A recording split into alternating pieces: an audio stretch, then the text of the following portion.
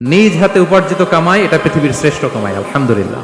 পরিশ্রমের মাধ্যমে যে উপার্জন, এটাকে ইসলাম আমাদেরকে উৎসাহিত করে। শুধু নামাজ, রোজা, জিকির এগুলো নিয়ে ইসলাম আমাদেরকে পড়ে থাকতে বলেনি।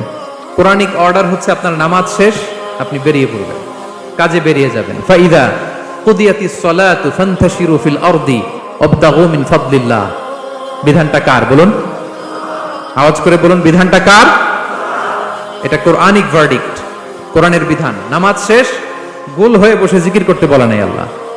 আল্লাহ বলেছে ফান্তাশিরু ফিল আরদ ওয়াবতাগু মিন ফাদলিল্লাহ, জমিনে ছড়িয়ে পড়ো, আল্লাহর রিজিক তালাশ করো। নামাজ শেষ, বেরিয়ে যাবেন।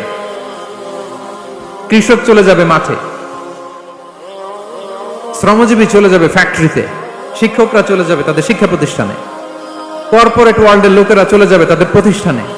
ডেভেলপমেন্ট করতে হবে, সিভিলাইজেশন করতে হবে।